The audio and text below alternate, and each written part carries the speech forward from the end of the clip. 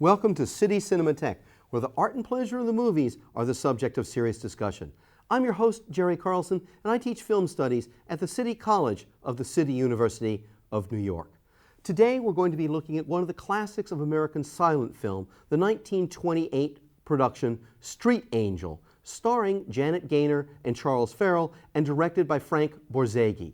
This is considered by many scholars one of the masterpieces of the late silent period. This is a film also that in a number of ways summarizes the typical themes of Frank Borzage, who is frequently considered the great romanticist and by some the great sentimentalist of the American silent cinema. He's also one of the great visual stylists of the period. This is a film that will in many ways fill you with amazement in its highly romanticized recreation of Naples, Italy. We'll be talking about those subjects and a number others after today's screening. It's a pleasure to welcome back to City University Television Professor John Belton from Rutgers University, one of our country's great experts on the silent era. Now, take this opportunity to savor the romanticism of Frank Borzage's Street Angel. Welcome back to City Cinematheque. I hope you've enjoyed this opportunity to take a look at an era of cinema that we don't know as well perhaps as we should because of its accomplishments. And this is one of those high watermarks in American cinema of the period. To talk about this film and its many accomplishments, its director, its context, returning to City University Television is our friend Professor John Belton from Rutgers University. He's known to many of our spectators, I think, for his numerous publications. The first one that has to be mentioned is his book Hollywood Professionals, which studied several directors, and an entire section of that book is dedicated to Frank Borzage, which is the obvious reason you're here, John. All right. But in addition to that, your work in your book, for example, American Cinema, American Culture, is one of our best studies of the relationship between those two things. Good introduction for anybody. And finally, I'm happy to tell our audience that your book on Alfred Hitchcock's Rear Window, an anthology of essays, will be out soon, correct? It's out now. It's out from Cambridge University Press. But let's flash back from Hitchcock in the 50s to Borzage in the 20s. Let's start with Borzage himself, then we'll sort of talk about the studio context. Who's in the mid to late 20s, who is Borzage? I mean, where does he come from? What kind of Hollywood professional is he at that time? He left home at the age of 14 and joined a traveling acting troupe, and he wound up in Hollywood, appearing in Thomas Inn's Two Reelers in the late teens, and he started directing them. 1920 was his first major success. He directed the first version of Humoresque, and subsequent to that he worked at a couple of studios, winding up at Fox in the mid-20s. And it's a series of films that he made with Janet Gaynor and Charles Farrell are highly regarded and well remembered, beginning with Seventh Heaven, for which Borzage won an Academy Award for Best Director. And that Seventh Heaven was made the year prior to the release of Street Angel. Borzage continued to kind of become a major figure in Hollywood in the 30s with popular successes, including A Farewell to Arms with Gary Cooper.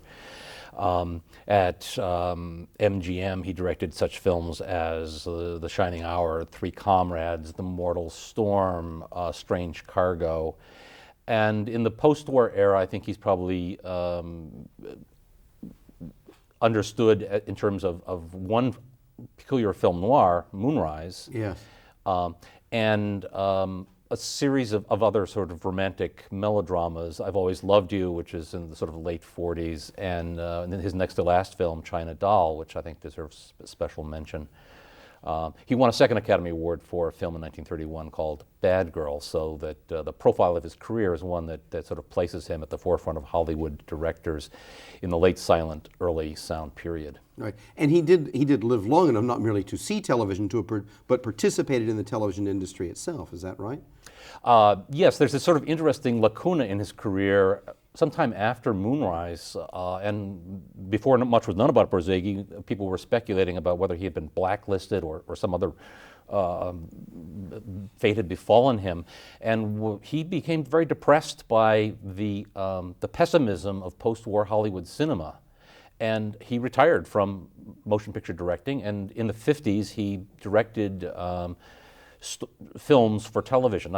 They would be the hour-long, half-hour-long films, and would host them, introduce them himself. But he finally did return to filmmaking, again with China Doll and The Big Fisherman in 1959, and he died in 1962. Okay. Let's just talk a little bit about the context of the studio, but in relationship to the fact that Borzage really was a man with a vision. While he directed in a number of different genres, he is the kind of director that is really best known for some variation of romantic melodrama of some kind, or I mean that can be inflected in the Mortal Storm, having to do with the rise of Nazism. But there is a profile to the Borzagian vision, image, thematics, what you would call it. How would you characterize that? Yeah, it is very much tied up with the romantic melodrama, and in part you can say that it gets cast into a certain kind of fixed shape in the late 20s at Fox with Seventh Heaven,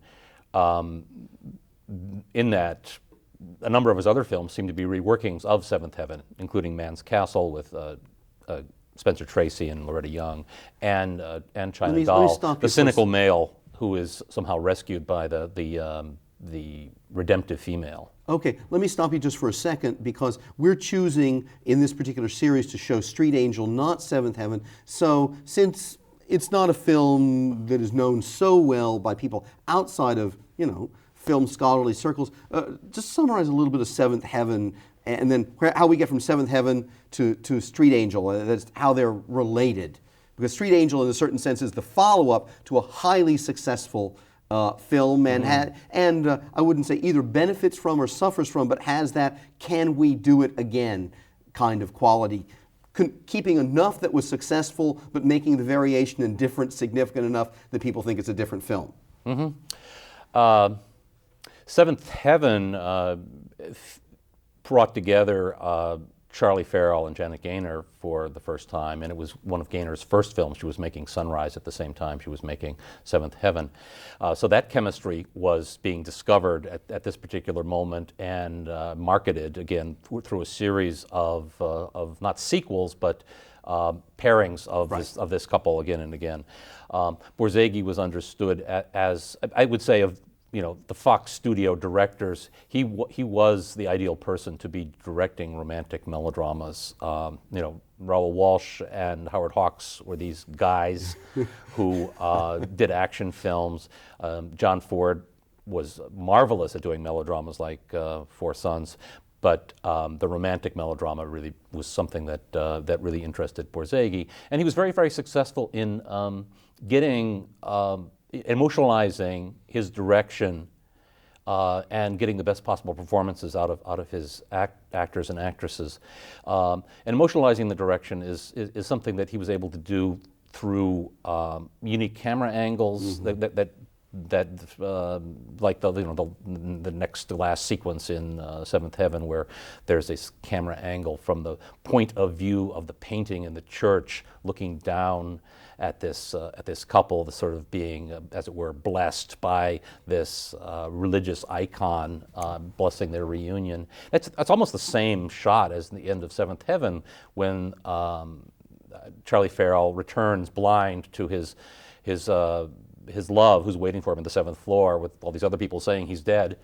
And this sort of shaft of light comes down and sort of illuminates their reunion.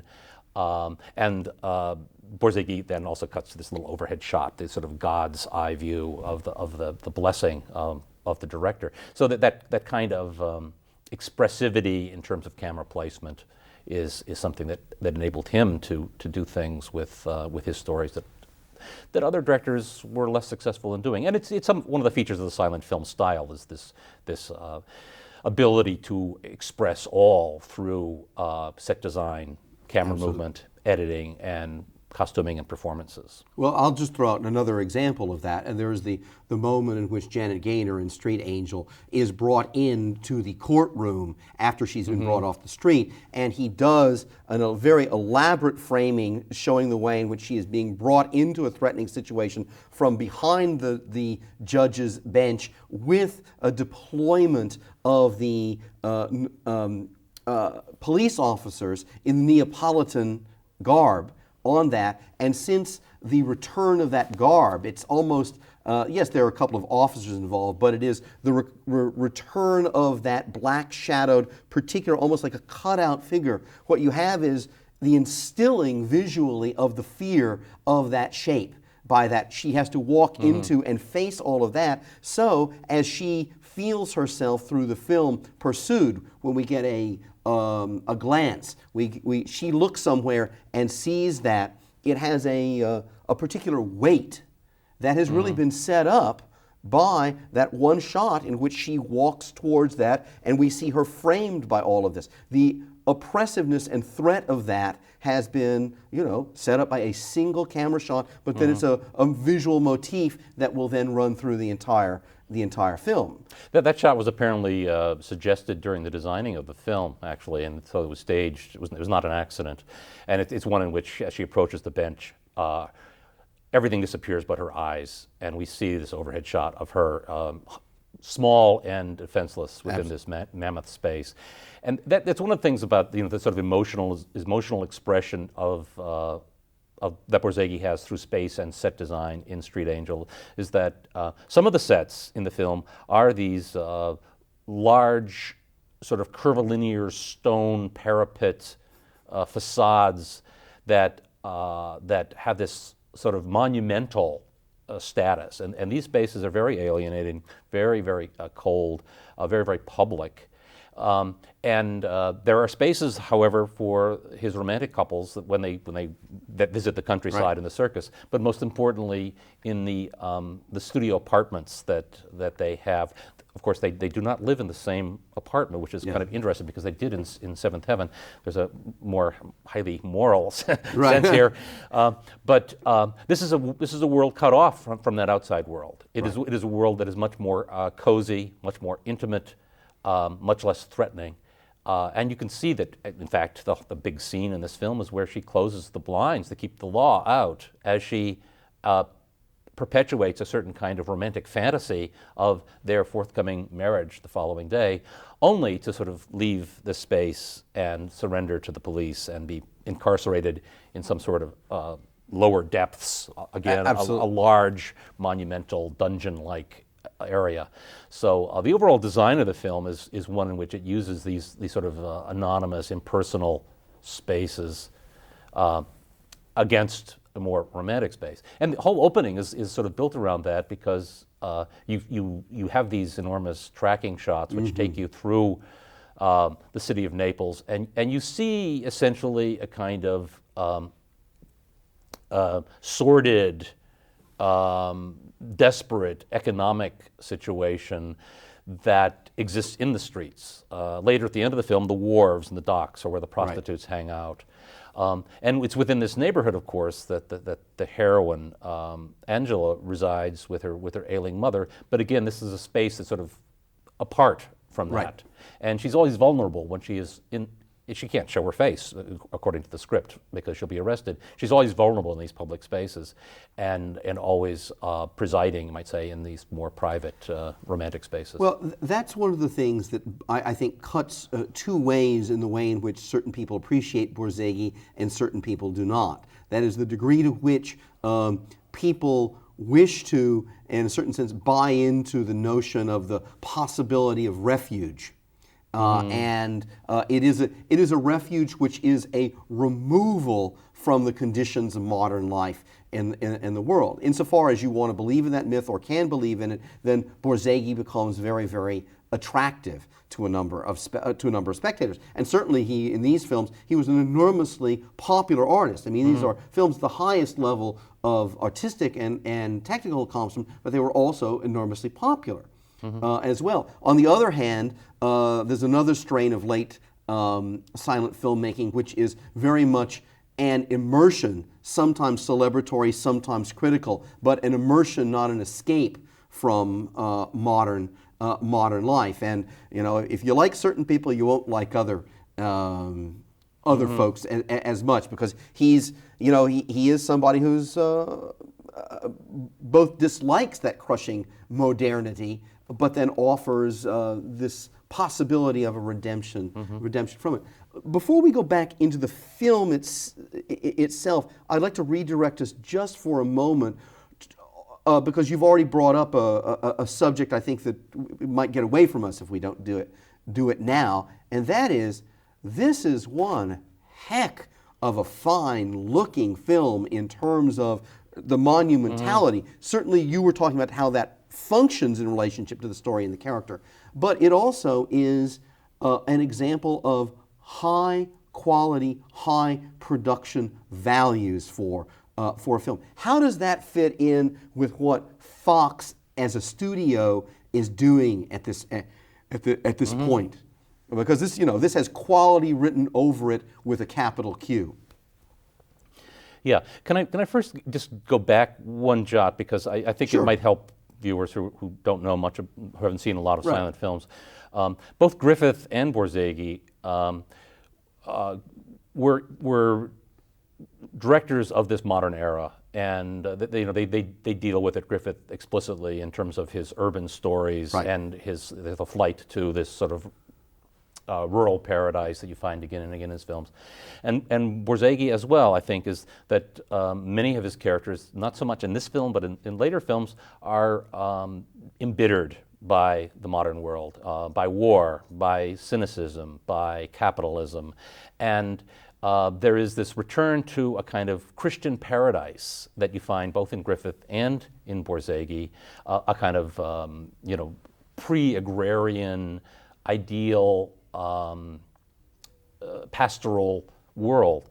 To some extent, that's clearly here in terms of the kind of a retreat that the characters have from the sordid city life around them, and this sort of recuperation of their love relationship in front of the altar of the church, in which there is this kind of Christian regeneration of both of these characters who have fallen in despair. And this is in some ways a transcendence of these pressures and trials of modernity. Vidor, on the other hand, with a crowd made around the same time, does confront modernity, and his character has to kind of deal with it. To come back to Fox, during this sort of period of Street Angel, both F.W. Murnau and Borzage are working at Fox at the same time, and historians have talked about the tremendous influence that Murnau had on a number of directors at Fox, including Raoul Walsh and John Ford, and especially Frank Borzage. And that can be seen, I think, and there's a new prestige of the artist that enters into American cinema in the 20s. The American cinema of Rin Tin Tin and B-westerns and commercial fare comes in awe of the German director Murnau, and in awe of art cinema. And in part, there's censorship in the period, and they're worried about the censors considering movies to be exploitation and nothing but sex and violence and ludicrous stories about that will corrupt our youth. So that Fox was one of these studio heads who both respected this notion of film artistry and saw that it could be economically advantageous to him, not only in allaying the onset of censors, but in building the prestige of his studio. And he was in the elaborate process in the late 20s, from like 1925 through 1930, of trying to amass an empire, to move up the ladder of the studio system from near last place to the top. Warner Brothers did this through sound. Fox also did this through sound, and Street Angel is a sound film. He cornered the market on all sorts of sound technology. He also began buying distribution outlets, theaters, and other studios. So that's at one point in 1929 he owned Lowe's and MGM. Right. And when he lost his money in the stock market, October 29th, he was forced into a kind of receivership. But Borzage became for Fox an artistic director. And it's interesting that the reviews of the film in 1928 all talk about the stunning visual style and the artistry of its presentation. So that there is this kind of a movement in Hollywood cinema towards the aesthetic here at the very end of the late silent period, that immediately, I guess, produces nostalgia with the coming of sound, and some of this aesthetic gets lost. Right. Let's talk about this sense in which we in a certain way, we're talking about this film in a double sense, that it has so many characteristics of the high level of accomplishment of late silent film, of a highly developed plastic fluid visual language, yet at the same time you were just saying it's not really a silent film. In a certain sense, a lot of people, I think, in a popular imagination think that Al Jolson belted out a song and the movie's changed. But the story is a more complicated one than that, of the introduction and adaptation or adoption of a variety of different technologies and of a variety of different intersections between sound and the visual image. Where does Street Angel fit into that story? There's this little interesting anecdote that Janet Gaynor tells about Borzage saying, when you come to the premiere, I think you'll be surprised. And when she got there, she was surprised because there was all this whistling. And she said, I don't know how to whistle, she said. But they were whistling O Sole Mio to one another. And a number of the critics understood this to be a kind of creative use of sound, because the whistling is one of these connections beyond space that unites the two characters. Unfortunately, the whistling was not always in sync. So other critics felt that this was a detraction for the film. This early period of sound synchronization is interesting, in part because they're trying to sort of perpetuate what they did in the theater with the orchestra, just having the musical score. And with other elements, they're just not quite sure how to use them. There are no conventions. So this notion that synchronization must be rigid, or that you can throw in a song called Angela Mio and have someone singing it at odd points in the film, was just not. There were no rules, and what we're seeing and hearing is that sort of period of no rules. Yeah. Okay. One of the other things, let's flash back to a little bit earlier in our conversation, because you were using the adjective Christian in a number of instances to describe how the redemptive world of the film works. Now, I think that may be an issue for some audiences. That is, that there's a way in which the film makes an assumption about the audience that it is addressing. And insofar, and this is true with any work of art, insofar as something that the film assumed was a dominant feature of its audience that may not be dominant or positioned in the same ways, things change. So what were some of Borzage's sort of assumptions about his audience and the way in which a kind of Christian symbolism or discourse would be working upon them? Well, there's always been a moral discourse in melodrama from the 19th century, certainly on, and it quite often works itself out in terms of the recognition of virtue and so forth. But the United States, from the Civil War to roughly this period, was fairly much a Protestant country. The filmmakers we're talking about, Borzage especially, were raised on the Bible and raised in religious families. And both Borzage and Griffith tend to work out the conflicts in their melodramas in terms of a kind of Christian discourse. At the end of The Birth of a Nation, there is this sort of appearance of Christ who solves all sorts of problems. At the end of Intolerance, there's a similar kind of religious vision. And certainly the films that Borzage is making in this era all have a kind of Christian Deus Ex Machina at the Right. end, which is the ultimate resolution of all worldly problems, all psychological problems, all spiritual problems. And his audience, probably working class American shop girls and people working in factories, would also be very much into the Christian ideology. And it really isn't until, the much later that you find that the basic structures of the melodrama changing from this Christian discourse to other kinds of discourses. By the 50s, it's psychoanalysis. Right. Yeah. Right. We don't have very much time left, but there is another interesting angle about this. And this is, in fact, not a film set in Protestant United States. It is a film set in, Catholic southern Italy, specifically in Naples. What was the response? You and I were chatting about this a little bit earlier. What was the response of a very famous Italian to this film? Yeah, we'd said before that the film presents a world that is extremely dystopic, sordid, and so forth. And when this film was shown in Italy, this is the era of Benito Mussolini, he dismissed the entire board of Italian censors who had approved the film. And anybody who had anything to do with approving it was, I hope they survived, but they were frowned upon.